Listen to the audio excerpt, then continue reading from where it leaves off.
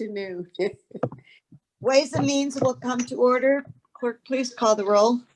Commissioner Scott, Present. Commissioner Baker McCormick,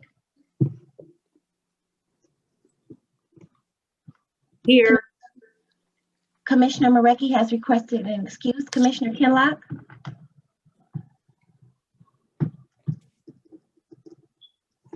Commissioner Kinlock, Present. Commissioner Anderson, Present. Vice Chair Baydoun, Here. Chair Varga. Here. We have a quorum present. Thank you. Next item. Item B, Chairwoman's remarks. Sorry about the late start. Next item. Item C, approval of the minutes of the June 22nd, 2021 meeting. So moved. Don't move, Madam Chair. Well, It's been support. It's been moved and supported. All in favor, say aye. Aye. Aye. Aye. Anyone opposed? Motion carries. Next item. Item D, the unfinished business, there is none. Item E1, from Aaron Wagner, Procurement Division Director, forwarding a report listing all contracts that have been led under authority delegated to the CEO as cooperative purchases. Thank you. Any discussion on this item? Madam Chair, Yes. Glenn Anderson, I just wanted to ask, I don't know if Mark Abbo is on the call. I don't believe he is. But No, I am, He Commissioner. was here earlier. very Okay. good, very good. I didn't see you, sorry. I just wondered if you had a chance to look at the list of items there and see if there was anything that appears of concern. I've had an ongoing concern about this, and that's why I felt the commission was ceding some of its authority by giving this power to the executive office. But I guess I would feel better if you were to take a close look. We're on item 1, right? Still, Yes. Yes. Yes, that's what I thought. So I saw Scott and it made me think that I was on the wrong item. But it is item number 1 that I'm concerned with, that we are not seeing those before they're approved. Yeah, If you would just take, I mean, you don't have to do it now, but no, I can speak to some of it now if Sure. it's okay, Madam Chair. Yes, go ahead. Well, the reason for this report, and it's, required. I agree, it's long, it's 200 pages, but it's done as indicated through budget instructions or a result of budget instructions number 36, 37, and 38. In summary, budget instruction 36 is contracts that have been let under authority delegated to the CEO, cooperative purchases, exigent and emergency procurements, and as a result of commission chair authorizations for sole or comparable source. Number 37 is contracts which have been led as authority of the CEO, led as cooperative, and as exigent and emergency procurement, and led as a result also of authorizations to sole or comparable source. And number 38 is contracts which were approved by the commission and either terminated or not executed. So as a result of that, we've gotten 200 pages. Now, some of it fall under categories, more than one category, so there may actually be duplicates. But Commissioner Anderson, I think that the matter that you spoke to is authority that was given to the CEO, which is new and had not been presented in the past. If you look at pages 186 through 200 of the report, it is all delegated authority for contracts under $150,000. And it's for the period through January 15th of this year. The total for that is $4.589 million. That is not a significant amount above where it had been in the past. And a lot of it I see is a result of the fact that we had limited time to spend a lot of the CARES money funds. So a lot of it is as a result of that. We will do evaluation of the delegated authority that was given to the CEO before we have to make a determination about whether it expires or whether we extend it. But this is just some interim reporting as a result of it. The total dollars spent under $150,000 for that period of time was only $150,000. Now, I know that Aaron Wagner's on the line, and perhaps if he wants to add further color to it, perhaps that would be appropriate. Just before he does, if he does, that 150,000 limit used to be 50,000, It correct? used to be 50,000, that's correct. So we've allowed 3 times the expenditure per item. And that's, like I said, I would hope too that maybe the auditor would look at this as well in yourself. And if, I don't know, with the approval of the chair, if Aaron wanted to add anything. Sure, go ahead. So through the chair, these budget instructions required or requests the administration to submit on a quarterly basis. So once this series of documents goes through, I've got an update that'll take us through May 30th. That will be for the delegated authority, the cooperative purchases for this fiscal year. If you look year over year from 2019 to this year, the percentage of contracts that fall under $150,000 are an apples to apples comparison. So it demonstrates that the number of contracts that fall under that new delegated authority has not been abused or increased or taken advantage of. It's actually a very flat line from an apples to apples comparison. Yeah, I think maybe I'll ask the auditor if she would consider, I'm not sure if Marcy's online right now, but. Yes, she is. I'm here. Oh, very good. But I would like to maybe at some point in the future have a conversation with you about that. Sure, we can do that. Okay. Thank you, Madam Chair, and thank you, Mark and Aaron. Thank you. Sure. Madam Chair, Yes, I had a question. go ahead. Thank you.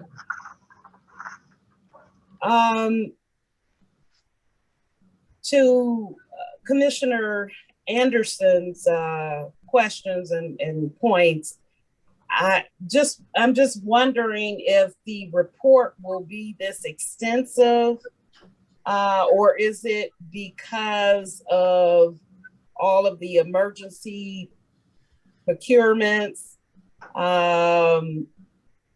Because it is lengthy, and for us to have some check and balance there, I'm not sure how we can kind of keep up with it. So Madam Chair, if I could respond to that. Sure, Mr. Abbo.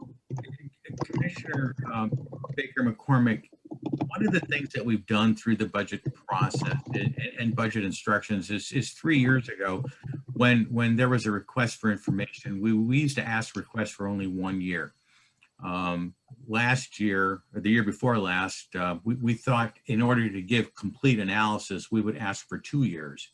And then last year, we asked for 3 years. And that's so that an evaluation can be made about how matters have transpired over a period of time. And when I look at these reports, I agree with you. It becomes very, very lengthy. And sometimes you can get buried in the totality of the information. I think that when we go through budget instructions this year, I'm going to take a look at that and see if perhaps for specifically this request, maybe we just ask for the detail for 1 year and the totals for the prior 2 years, so that we can have some comparability and understand the direction of, you know, where some of these expenditures are going. But I agree with you, when you know, it's just thrown at us and it's 200 pages. Sometimes we lose the ability to really evaluate what was going on, which was the original purpose of asking for 3 years. But in a lot of these reports, it does encompass 3 years worth of expenditures, and it becomes burdensome. I agree.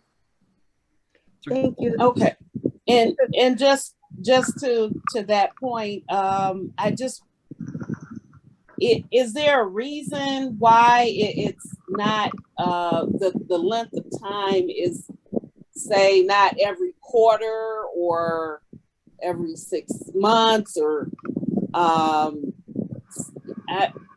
just wondering where is, I know this is a new process, the 150,000, because it was at 50 and now it's 150. So is there a way that we can reduce that time, even less than a year? Because it's still, we don't want a year to go by and then we not know what's going on. That's what I think I'm saying. Through the chair, may I respond? Yes. Yeah. So Commissioner, the report that you have, as Mr. Rubbo or as Mark had indicated, a majority of that was historical data from 3 years ago. So the next update that you're going to see is going to be from the time frame of February through the end of May, and that'll just be for this fiscal year on the material that falls under the new delegated authority. The report after that will also just be for this fiscal year under that delegated authority. So, you know, a majority of that data is historical data, but the updates moving forward will be a much more concise snapshot of this particular fiscal year. Thank you. I would like Felicia Johnson to chime in, please. Good morning, good afternoon through the chair. So with regards to this report, from a staff perspective, it is very difficult to digest this and to potentially extrapolate the information that may be beneficial to the commission just based on its length. So I would request that, and perhaps staff can meet with Aaron, that we not combine reports, because it makes it difficult to ascertain certain information.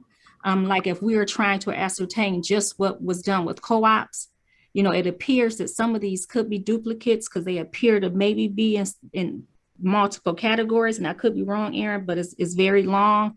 And then a lot of things are listed as other, and it's not clear where we will place that if we're trying to, for example, do an evaluation for the commission with regards to the $150,000 delegated authority. It's just very difficult the way this is set up and how voluminous it is. So I would just ask that if staff can meet with Aaron and we can maybe break this report down and make sure it comes in separate categories and not as one large chunk. And that way it would be easier for staff to make comments or recommendations to the body, and because we'll be able to digest it. But it's just very difficult to digest in the form that it's been submitted. Through the chair, I do actually have a response on that.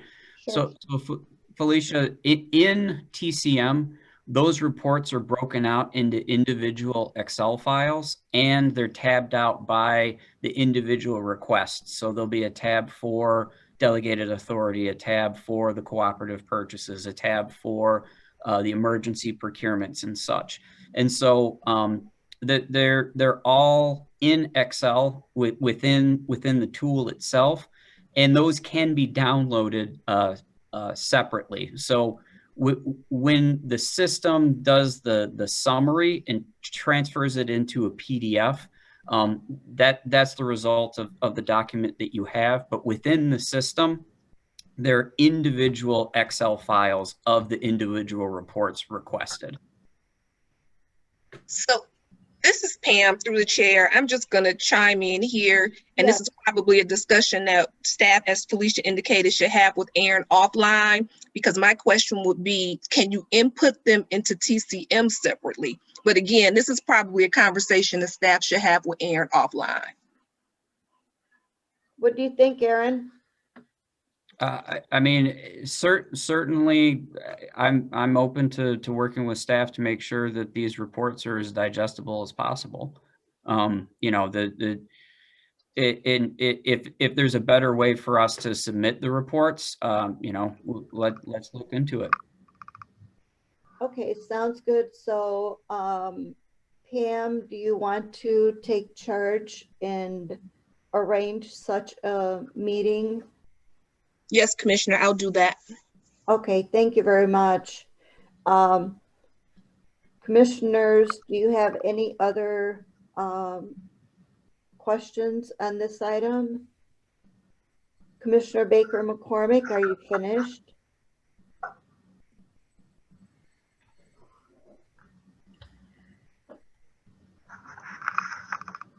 Evidently, yes. Okay. I'll take- Yes, I'm sorry. Yes, I am. Okay, just want to make sure. Anyone else?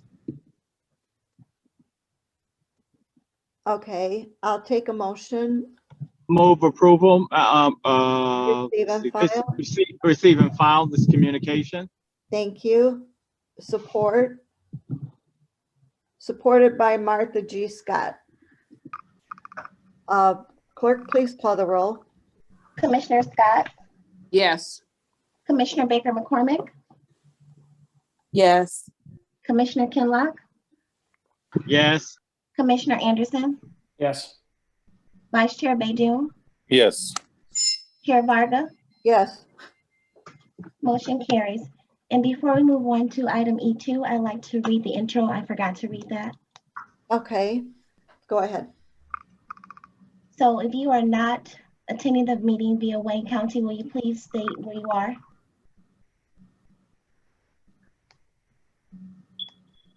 We're all in Wayne County. Thank you. Thank you. Item E2, requesting commission approval of amendment number 2 to a 3-year equalization appraisal services contract with 2 one-year options to renew with Quality Equalization Services LLC. Madam Chair, move approval. Kinlock. It's been moved. Chair Varga, could I interject real quick? Sure. This is Chris Albrecht, Policy Analyst for the Commission. I just wanted to advise you that this item would have to be approved contingent upon receiving the vendor's unexpired fair employment practices certificate. The division has assured us that they can get that from the vendor prior to full board. All right. Let my motion reflect the stated necessary attachments. Okay. Anyone like to support? I'll support it. Who was it? Commissioner Martha G. Scott? Okay, Commissioner Yes. Anderson, go ahead. Thank you. As before, I do have a concern with this contract from the day it was first approved. The company, and Scott maybe can address this.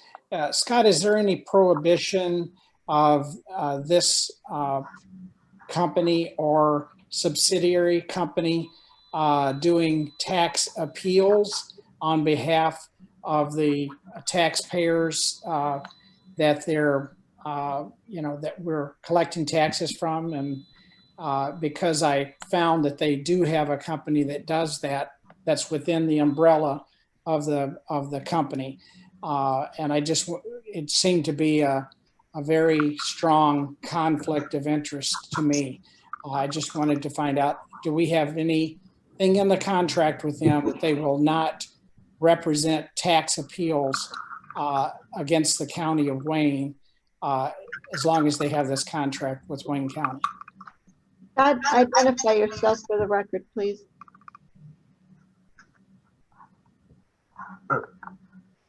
Scott Vandenbergel, Director of Equalization for Wayne County. It's my recollection that there is something, I've got the contract in front of me. It's pretty voluminous, so I can see if I can find chapter and verse for you. But it's my recollection that there is a clause in the contract specifically that does preclude the company itself proper from engaging in any kind of tax appeals. This specific LLC with which we would be engaging for continued procurement of professional services. The overall, some of the members of the LLC are engaged in other LLCs, in other business ventures, and as a separate matter. So that would be something different. We don't have a business relationship with the other LLCs in which some of the members of this particular LLC, Quality Equalization Services, we have no business relationship with them in that capacity. But with this specific legal entity, this entity does not and contractually cannot engage in tax appeal work, and it would be in violation of professional standards for the International Association of Equalization of Assessing Officers, and it would be in violation of Michigan Association of Equalization Directors policies for professional ethics as well. So we've been very diligent about making sure that those precautions were placed in the contract, and other with or without them being in the contract, which it's my recollection 98% sure that they are. Even if they were not there, we would not want that to be the case anyway, because we would not want any kind of conflict to be present, or if there is any kind of conflict, we would certainly want that to be managed. But a direct conflict like that, we would absolutely would not stand for such a thing. We would not want such a thing to be the case. So that is definitely something that is would be entirely impermissible.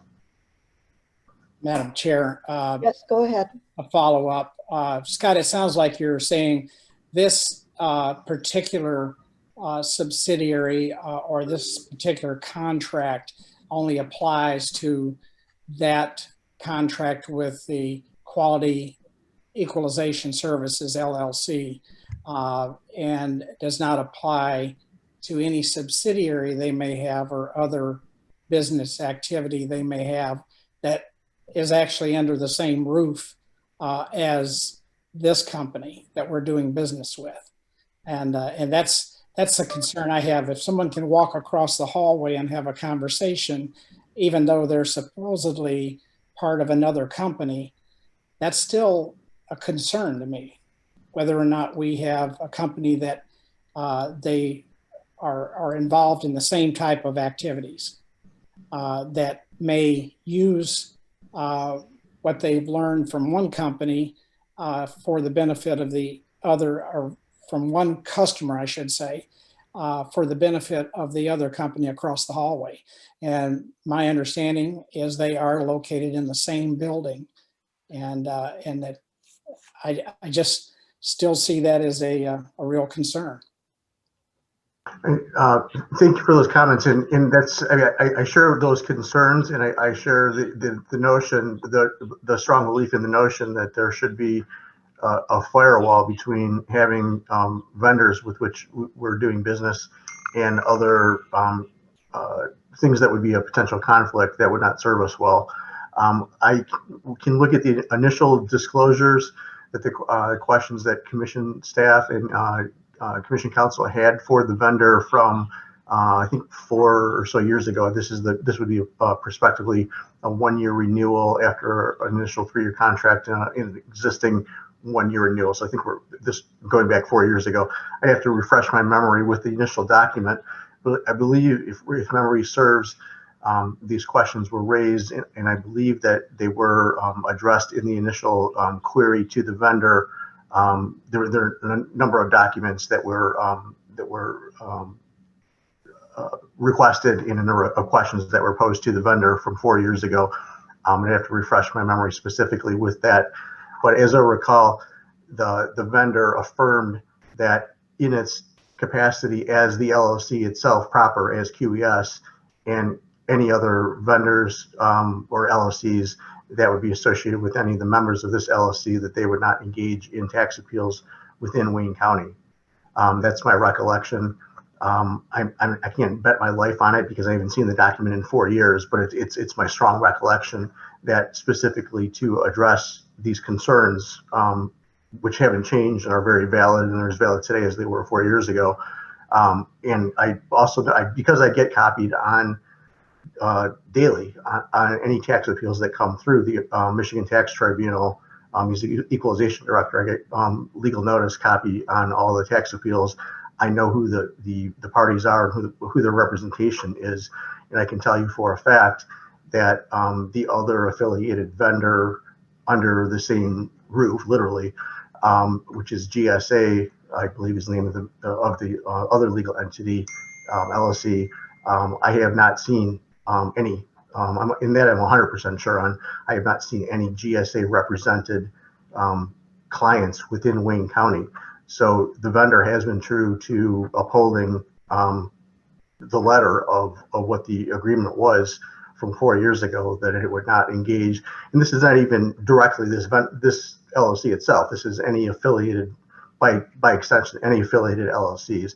So the vendor has been faithful to its agreement in not engaging any tax appeal work within Wayne County. And I might add that it's within this small sphere of professional entities and professionals, professional men and women in this field, there are multiple professional disciplines for fee appraisal. There's property assessment for tax purposes. There's consulting work. There are any number of professional disciplines that are sort of aligned in the same group. And it's a small group of professionals. It's a small field, and managing conflict is something that folks have had to pay a lot of attention to because it is a small field. And occasionally there is an overlap between the relationships that cities and counties have and vendors and tax appeal work and private fee appraisers, any number of different professionals have. So the relationship that people have in their management of conflict or elimination of conflict, obviously if that's possible, is a key imperative. And it's something that we've been very specifically diligent about doing. And I can tell you with certainty that there have not been any GSA represented tax appeals within Wayne County. So, and that has been the case since day one from 4 years ago. So to allay any fears or apprehensions or anxieties about whether any conflicts have been actively engaged in, I can tell you factually that has not been the case. Scott, you're saying, to be clear, you're saying you know for a fact there hasn't been any across Wayne County or in front of Wayne County trying to appeal taxes, Wayne County taxes. Are you saying they're not doing this in the rest of Wayne County? I'm just trying to they have it's my observation and recollection and my belief. I'd have to check every file once again. I haven't prepared for that specific question in advance, just as it's coming to me now. But according to all my knowledge and belief, there have not been any GSA represented tax appeal clients in Wayne County in the past 4 years. And GSA being the tax, for the sake of the knowledge of the parties, of the GSA being an LLC that one or more of the members of this LLC at one point have had a business relationship with. I'm not even sure if that legal entity is even active. I'd have to check the state's LLC licensing website and see. I know that a lot of the tax appeal firms with the up economy have been sort of defunct for tax appeals. So a lot of them are not even really doing business, or have not been doing business these days. Okay, I'm going to check that myself, but I appreciate, and I understand you're just trying to go from memory and what you believe that was the case. But anyway, I'll postpone any other questions I have, but Madam Chair, I would want to be counted as a no vote on this because I am still concerned about this potential conflict. Because I do believe they have customers within Wayne County and that they have done tax appeals for. And that one of their, not this particular portion of this business, but, or this particular entity within the overall company. But that's, like I said, that remains a big concern to me. But anyway, thank you. Thanks, Scott. Thank you. You're welcome. Scott, I'm sure that if you would have seen anything, you would have taken action already on it. Most definitely. And I should mention that, I mean, there are certainly degrees of separation between legal entities and the men and women that are engaged, the actual individuals engaged in the field. So there are things that are, I mean, individuals would be, for instance, be perfectly conflict free to engage in tax appeals in other counties, where if they have a business relationship with us in Wayne County, there would be nothing improper about engaging in a tax appeal, for instance, hypothetically in another county. Or this vendor in particular has I believe equalization clients that are other counties, so that doesn't have anything to do with the business relationship that we have with them. So there are things that exist that don't necessarily have a conflict, but there are things that have that are engaged in by the same individual but acting in different capacities or with different business entities, but don't have a direct link to each other. Thank you. How are we proceeding from a year from now? Are we putting out for bid again, or how are we going to do this? That would be my intention. That would be my strong preference.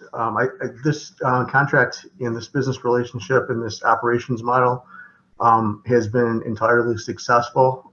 It's been exactly what we were looking for, and then some. Our issues that caused us to explore this option and engage in what we have been doing the past 4 years were driven by attrition from our well-seasoned staff. At one point was very large, very experienced, and had started leaving us 10 or 12 years ago. And so, for instance, when I first started with the county in 2014, there were 18 of us. Today there are 8, and that was at the lowest point down to 7. So to backfill that lost capacity is really the nature of this contract. And despite our name as assessment equalization or A&E, as you know, we've discharged the A or assessment contractually function to concentrate on doing one thing and doing it well, doing equalization, which is your really mandatory state mandated statutory function, the county commission's mandated function, and us by delegation from you. So we're doing one thing and doing it well for you, as opposed to entering into contractual assessing agreements with the local communities, which we could have been doing a lot better in serving them better in the past, and which is why we stepped aside from that function and then allowed for private industry or for municipal employees to handle those functions, as should be the case. And honestly, and we just had a discussion about conflict. And if we, which is really the we being you, is the county commission, has that supervisory function over the local assessing function, really it's a commingling of the supervisory or oversight function and the doing of the work function, if you will. So it really is counterintuitive that the same party would both do the work and then supervise its own work, which is exactly why I saw the conflict that was intrinsic in that, which is why among other reasons, why we discharged the assessing function to do one thing and do it well. But really, to answer your question more specifically, I would plan on with the consent and directive from this body to re-engage in letting this contract out for bid next year, and then anticipate ideally going for a 5-year contract once again, if that's the pleasure of the commission, to engage in a similar procurement of services. It probably would not hurt to think that way, to put it out for bid again. It's been 4 years. It's going to be 5 by the time this one ends. So it's probably good to look at what's out there, although I know that you know what is already out there. as far as businesses are concerned. Mr. Mark Abel.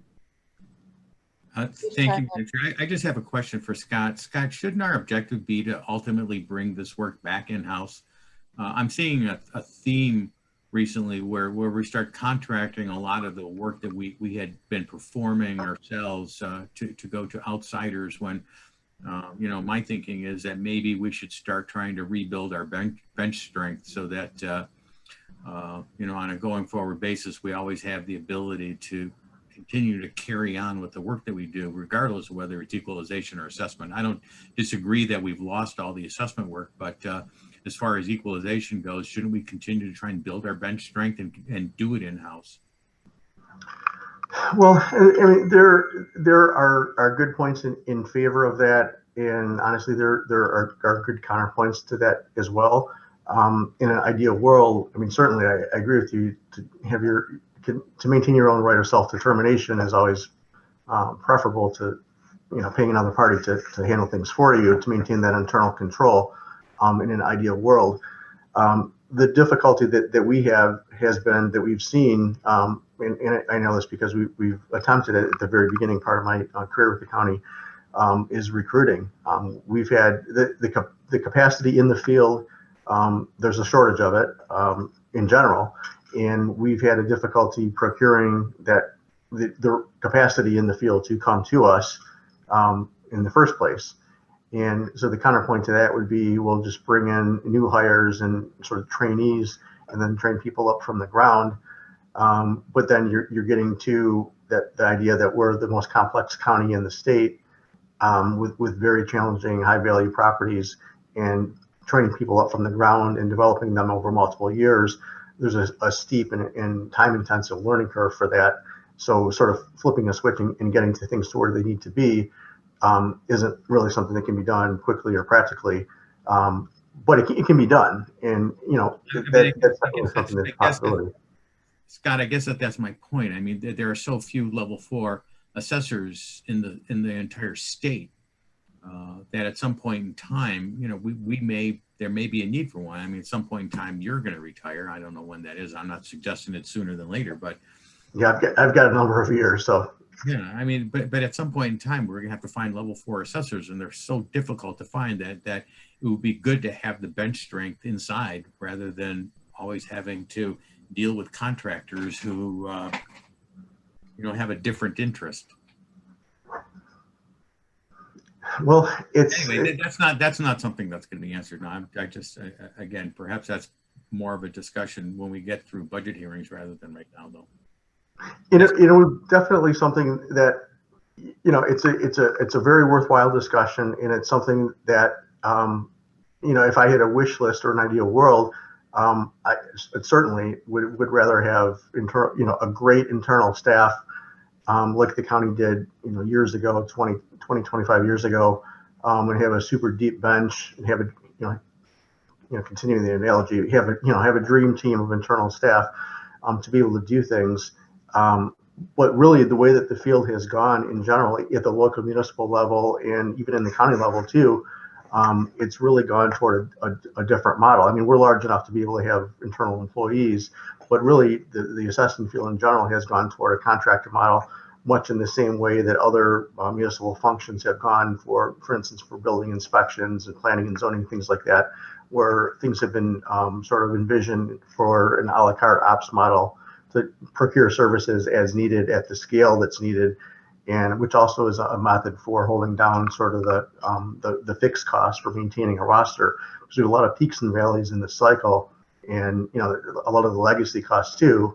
I mean, some of those things have been addressed by having DC pensions or DC plans as opposed to DB pensions, different things like that have long been addressed. But definitely just procuring what you need as opposed to having, you know, a large staff as an ops model has been the case in a lot of the municipalities, and they've had a lot of success with it. But you know, I'm sure that that's something that can be, you know, evaluated in greater length and detail. You know, go like you said in budget sessions and into the future. Thank you. Thank you. Any other discussion on this item? I hear none. I will take a motion. Excuse Well, me, we- Chair, we have we a already- motion in support. We have a motion and support. Okay, please call the roll. Commissioner Scott, Yes, I was. Okay.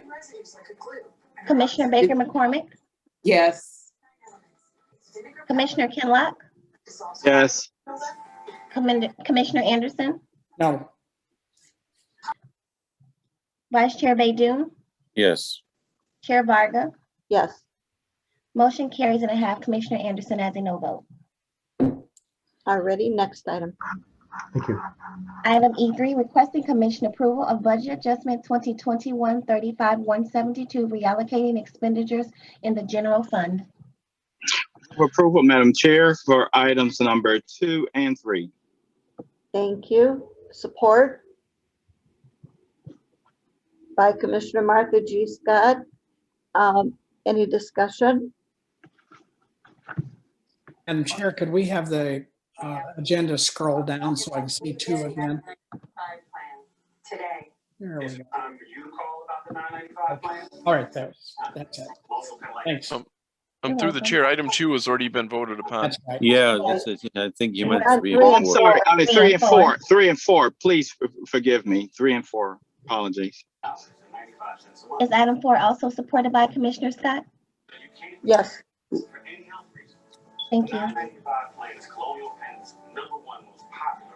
Please call the roll on 3 and 4. Commissioner Scott, Yes. Commissioner Baker McCormick, Yes. Commissioner Kinlock, Yes. Commissioner Anderson, Yes. Vice Chair Baydoun, Yes.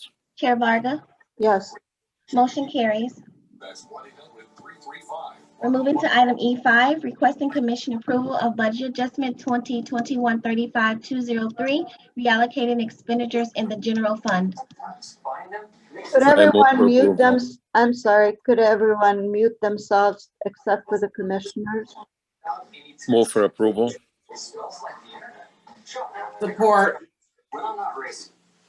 Good. Okay, thank you.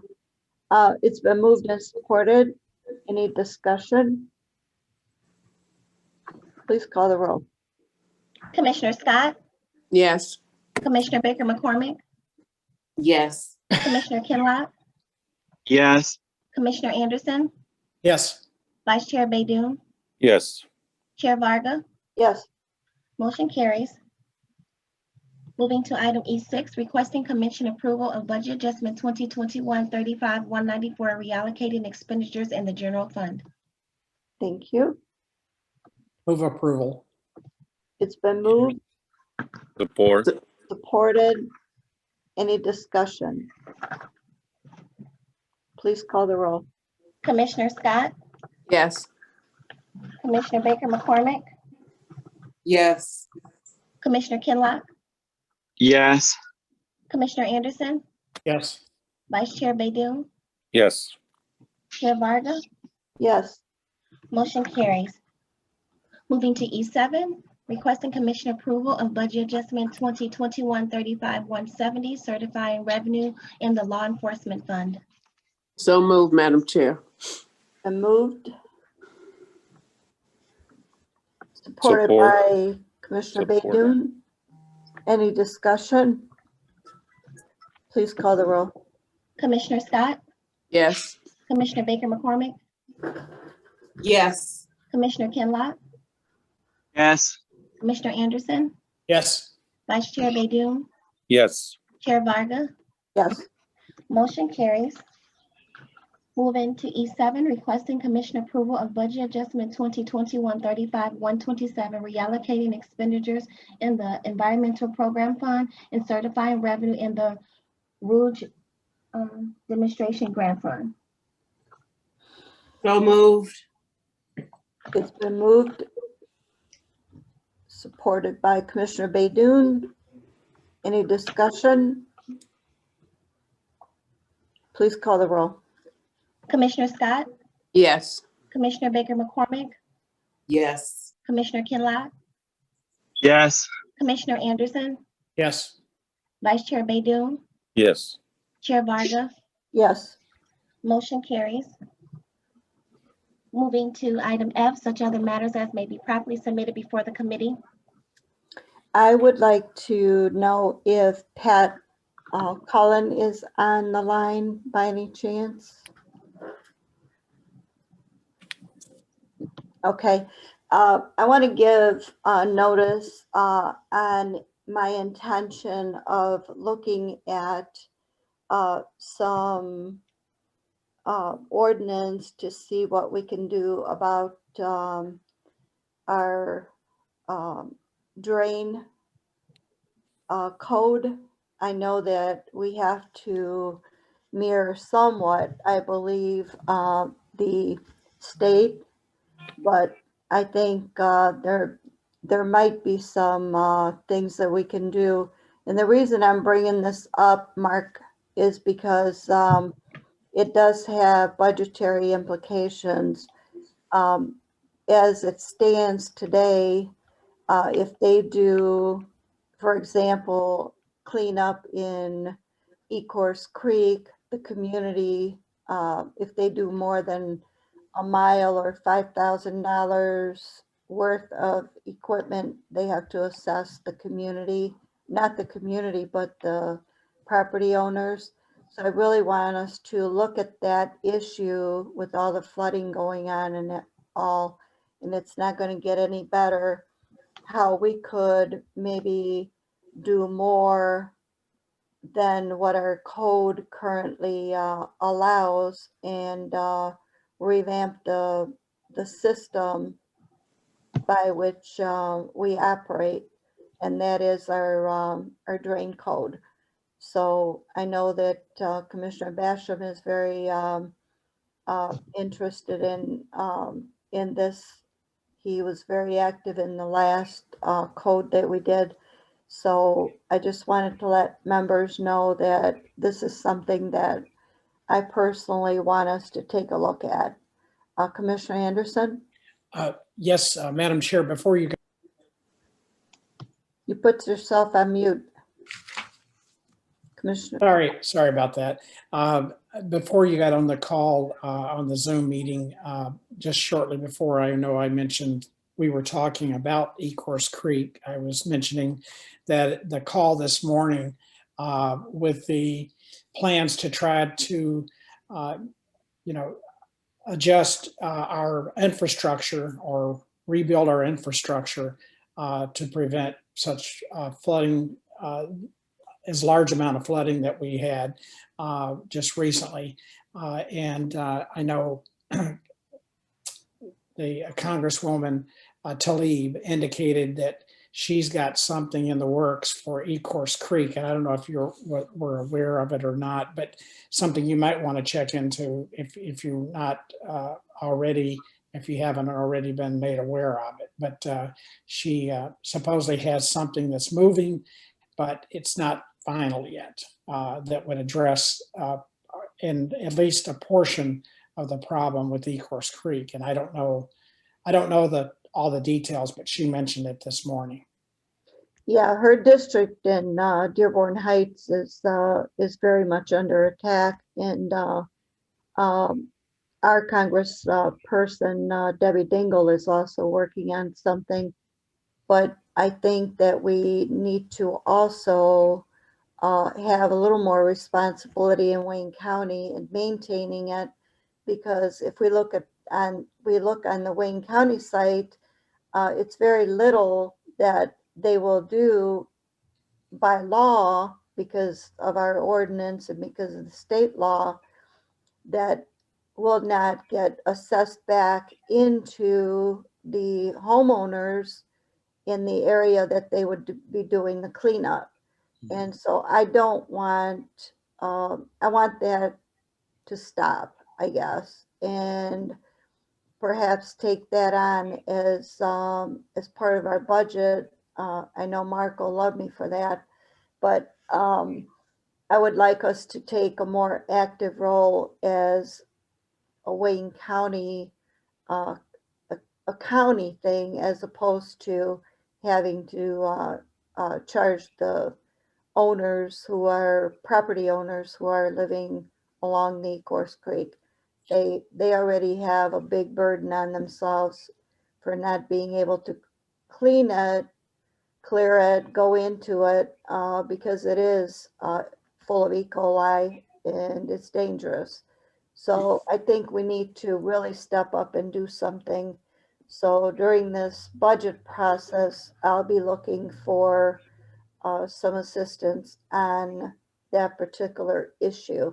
We may not resolve it, but we need to start doing something, and we need to start with the law itself, which is our ordinance.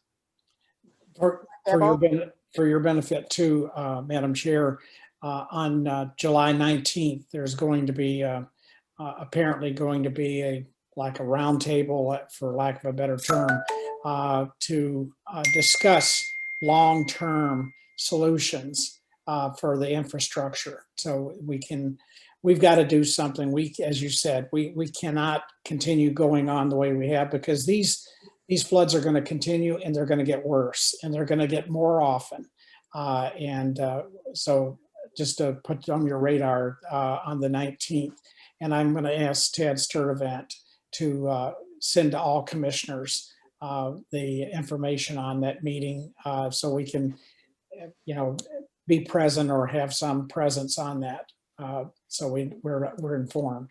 I attended the last meeting too. I just thought that we need to do more as commissioners to back it up by having an ordinance that is a little more practical and not charge the citizens if we can. So I'll be discussing this with Felicia to see what our options will be. Mark Abel, Mr. Mark Abel. Yes, Madam Chair, thank you. I just wanted to let the committee know that last Friday, July 9th, we did get the budget. We received the budget from the administration. We're going to try and hold to the schedule, the draft schedule that was sent to members earlier. A copy of the budget was sent to the Auditor General, and she will be basically starting on day one with her budget sensitive report on July 27th. We've sent notification to all department heads and electeds to confirm their availability on the days that are indicated in the draft schedule. So everything is moving forward. Okay, this is a good time probably to us commissioners, that if we wanted to publicize these meetings for our constituents to be able to watch us work, this would be the same as going to a community if they have internet, or perhaps we could have watch parties or something.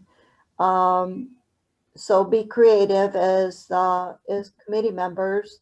And I'm not even sure if we could, at times, Commissioner Baydoun, maybe live stream it on Facebook, but I thought about that as well. I think it would be kind of cool to really go high tech on some of these meetings that we're going to be having. I think it would be interesting. So I'll be talking to staff about possibly live streaming, especially with the meetings with the elected officials, because the public would really get a lot of information from these budget meetings, and hopefully we would start something good. I think it's a good idea, Madam Chair. Thank you. And we have just the person to do this for us. Yeah, we got 5,000 followers, and then we'll share it on other, pages throughout Wayne County. It would be a good idea. I think this might be a great way to start our new in-person, yet still being on Facebook after all this is over. So this is a real test for us to showcase our capabilities that we currently have with the e-media. Anyone else has anything under such other matters to discuss? Chair Varga, could I Yes. add something to the discussion regarding the drain code funding issues? Sure. So the committee would probably like to know, and some members may be aware, the administration is currently working with commission staff in regards to making revisions to the county's stormwater management ordinance. Mm-hmm. Essentially, it relates to the increased precipitation issues, and for any sort of, and I'm paraphrasing or summarizing, for any sort of new development or redevelopment, the changes to this ordinance should enable the county to work, well, to have the prospective business organization comply with developing or redeveloping accommodations for excess stormwater. In some instances, they may be more of like a natural sort of retention pond habitat. In other instances, they may involve some sort of vault or tank system for storage of stormwater underground. And so as we were going through this discussion, Joe actually suggested that I bring it up, and I'm glad he did, because it definitely is relevant. And now that is out there as well for everyone's knowledge. And that'll be something that'll be coming through the Public Services Committee eventually, once Commission Council and Corporation Council have had enough chances to work out all of the changes.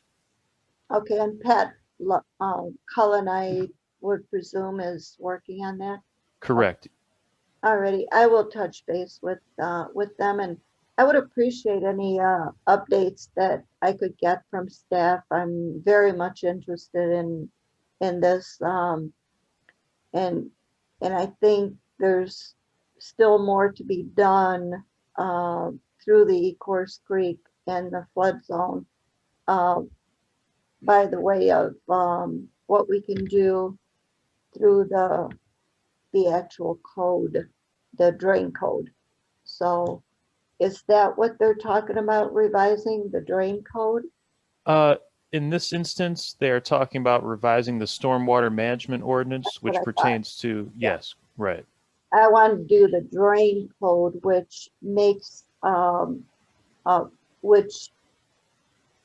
if any activity happens, then it would go back on it would go back on the property owners along the Ecorse Creek to pay for any improvements if they do, cleanups or whatever over $5,000. So that's what I want to change, and that's what I want to work on. So it would be helpful on both ends, and I'm interested in both issues.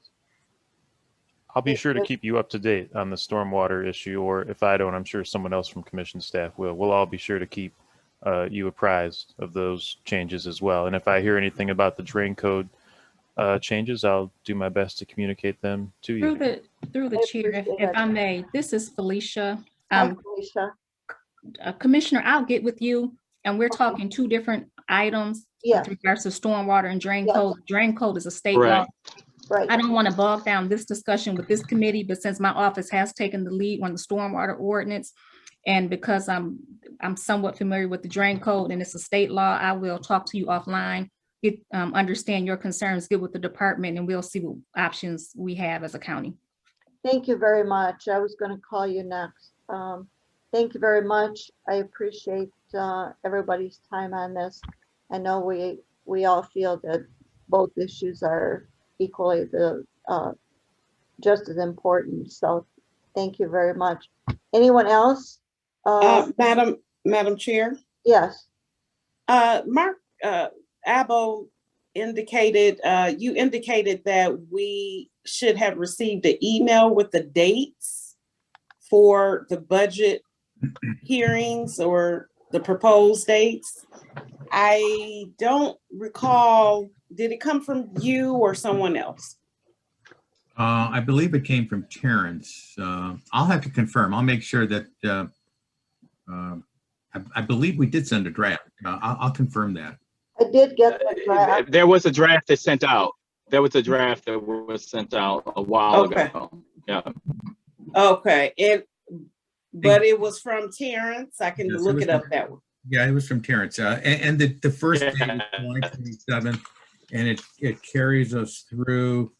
You know what? If you could just send it to me, that would be easiest We will for do me. We will 'Cause do I- This is Scott. I would like to have that also. I don't remember seeing it. If it was, I overlooked it. Okay, Steve. let's send that as an official dates for the budget hearing as opposed to draft. Will do. Thank you. Thank you. Thank you. And that will then be posted on our Wayne County website as well. Right, but if you could still send what you have right away, just so I have some indication, and then he could also send the official copy. But I just want to have some. Yes, understanding of Yeah. course, that there may be some movement in it because Exactly. we're confirming dates with directors and electeds. My understanding is the clerk has asked for a change also, so we will be incorporating their needs into the final schedule. No problem. We'll be sending it. It's coming from Terrence. All right. Thank you. Thank you much. Next item. Item G, public comments. Would you please unmute everyone?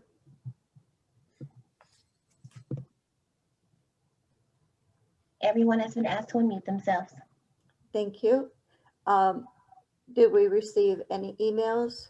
No emails were received. Thank you.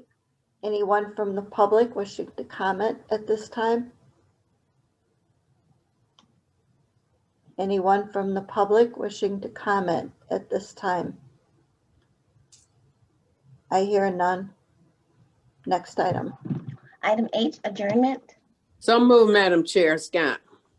Thank you. Support. All in favor, say aye. Aye. Anyone opposed? Motion carries. We're adjourned. Thank you.